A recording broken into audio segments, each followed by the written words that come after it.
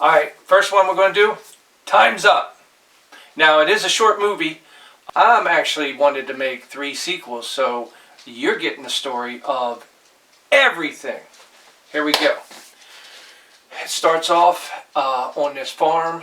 There's nobody around. This car is pulling up to this barn. Now, there's other cars already parked there. There's a motorcycle and truck. But this car doesn't see anybody in sight. Guy gets out. You don't really see him. You just see his legs walking towards the barn. So you know he's there for a reason, but you really don't know what it is. Apparently he's cautious because he goes to reach for the knob of the door, because on the barn there's a side door you can get in. And he hesitates. And he looks around because he's there for a reason, and you're about to find out why. So he enters the barn. Now he can hear somebody talking on the other side of this Winnebago that's actually blocking his view. And when he comes over, he sees one guy that with a long beard. He's got a gun pointed at this other guy who's dressed in flannel, got the motorcycle thing on. Big dude. That must be his motorcycle. But he's got 2 hatchets ready to chop off this guy's head, who's actually tied up to a chair. Mouth on, he can't say shit. The guy that walks in, he's got a suit on, but he definitely looks like a rough, tough guy. He's got his gun out. He really doesn't know which one to put it on because he don't know what's going on. The guy with the flannel, he's just eyeing up this neck. He just wants to chop the neck off. The 2 guys are pointing guns at each other. Then this phone rings. That's off to the side. The guy in the chair keeps motioning to him, hey, pick up the phone. He can't say nothing because the thing's on. The guy with the suit, he's the closest. He picks it up and he hears on the phone to put me on speaker. So he puts him on speaker. It says, out of you 3, untie the man. Whoever can kill him gets the job. So apparently they're all there for some bad job, you know. These are all bad guys anyway. So they made it a competition, and this guy that was chained up, he's the bait. There is one catch. The guy on the phone says, give him a head start and no guns. So they have to put their guns away. The one guy, that's the biker dude, no weapons. Basically no weapons. No guns, no weapons, nothing. So he's pulling out a whole bunch of weapons, and he's putting them on the back of this truck. He's got a knife. He's got a gun. The other guy with the suit, he unloads his gun, puts it away. You know, he's a safe thing. Whether or not one of these other guys get his gun, he don't want them to be able to shoot him. The other guy with the hatchet puts him down, cuts the guy loose. He jumps up on the chair because there's a really big guy that had him with the hatchet. And he jumps up and just nails him in the head. You know, because the guy was about to chop off his head. So it's fair play. And he takes off running. So now these guys have to give him a few seconds and then go for him. You know, so they all take off different directions. So if he came in that door and this guy's trying to escape, he's going to go to the nearest exit. You know, like double around behind a vehicle and try to get out. So he wants to block that exit. So he comes running up. And sure enough, when he gets on the other side of that Winnebago, the guy made it around and he's heading for the door. But he gets stopped. So now he's got to turn around and bolt. The other 2 are taking different routes. So they're all running through all this. This barn has tons of vehicles and trucks and old stuff. So they're all over the place. The guy's hiding underneath the cars. I mean, some of these trucks got big tires and stuff like that.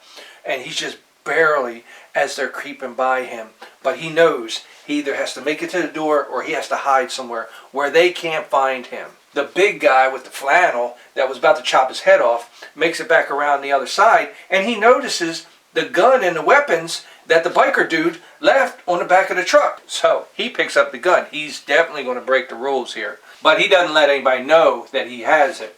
But he is excited. He's like a little kid, which means there's definitely something wrong with this guy's head. Okay, remember, these are bad guys anyway, but this one's a little loony. He's got the gun and he's looking for this guy, but then who he runs into is the guy with the suit. Luckily the guy didn't see that he had the gun. Otherwise the guy with the suit would have loaded up his, because he already knows that this guy is not all there, you know.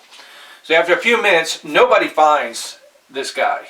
The guy with the suit realizes that the main thing is not to let him get away. Okay, so he basically backtails back to the door, and he wants to block the door. So he calls the other two back and says, look, one of you morons got to watch this door, or somebody has to. We can't let him get away. So they're about to decide who. The biker guy says he'll do it because he figures with one rule, there's going to be another rule, you know. And not to mention, he might be waiting at the door and the prize might come to him, which is even better because this guy, this is how he's going to get out. So, you know, he's not taking himself out of the game. He's basically letting the game come to him. When they're about to spread out and they're looking in different places, the phone rings again. Crazy guy was close enough to grab it. He's holding the phone. He's talking to whoever this voice is that's got this whole thing going. But he won't tell none of the other ones. So they basically take the phone away from him, put it on speaker, and they said, look, now you can use weapons. And you have another 5 minutes to find him. Now they're a little bit worried because since it was... you had so much time to find him without the weapons. Now you have 5 minutes to find him with the weapons. If they don't find him, they might not just not get the job. They might get punished. So they're a little bit happy about the weapons because that at least makes them feel a little bit safer. The guy loads up his gun, and the suit guy, and he smiles because, you know, he feels more comfortable with the weapon. He's more like a hitman anyway. And he smiles. He goes the other way. But the biker guy's not happy because when he goes to reach for his gun, it's not there. Now he assumes because the suit guy was smiling at him that he probably took it, but he's not sure. But he is pissed. He's got to go old-fashioned way because he still had his knife there, so he grabs his knife. But he's mad. You know, he even hits the truck with his fist because he knows somebody's cheating. It's easy for him to be... They go searching, tries to go around to the Winnebago to climb up it, but just as he does, he almost gets shot by the suit guy. Because, you know, they're all running into each other, you know. They're trying to find one person, but they might accidentally kill the other ones. And they don't know if that's like breaking the rules. Otherwise, they would do it automatically. So, the biker dude climbs up on top of the Winnebago to get a high vantage look. And he's just searching the whole barn from up there, while the other two are just still looking underneath and all that, you know. They're just like stalking their prey. So the biker dude comes down. He couldn't see shit. That's when the crazy dude comes around and says that, oh, he's definitely hiding in one of the big trucks. But he knows, he confesses that somebody stole his gun. He's pretty sure it's nutso over there. But either way, somebody's going to pay. And he goes back to protect the door. Because, like I said, he's smart. He wants the prey to come to him. So as he's making it back there, he's going back around the Winnebago. Well, the suit guy already came to the front side, so he's closer when the phone starts ringing again. He picks up the phone, but this time he doesn't put it on speaker. He's just listening to the guys. He's going to tell them the rules. So the other two are like at unfair advantage. They're like, what's going on? We need to know the rules. The suit guy tells the biker dude, look, cover your ears. And he turns around and he shoots the crazy one. And then tells the biker dude, we got another 5 minutes before that phone rings. So we need to find him. So now it gets serious. Because now they have to eliminate each other if they don't find this guy. So this is a bigger threat. Time's up is right. This guy's time has to be up. The guy knows that he has to take his shot and at least take one of them out so it's easier to get to the other one. So when the biker dude's coming around, he's the one that's got the knife. He kicks the door open on the guy, so the guy drops the knife, but this guy, he ain't running away. He jumps in there because he knows that the other guy's unarmed. So he starts punching him in the face, and they start struggling. They come out, they're both fighting, and he pulls himself away and runs around, but the guy's trying to hold on to him. And then he throws him down where he was tied up before and wraps a chain around his neck. So the biker dude's just going to choke the life out of this guy because he still wins. Doesn't matter. If the guy dies, then he still wins. The guy with the suit, he comes around. He sees the guy about to kill him. Hey, you going to take my job? You going to take my money? Blows the biker dude's head off. So he's dead. When he does that, he goes to turn to shoot the other guy. But the axe that they were going to chop the head off with is on the ground.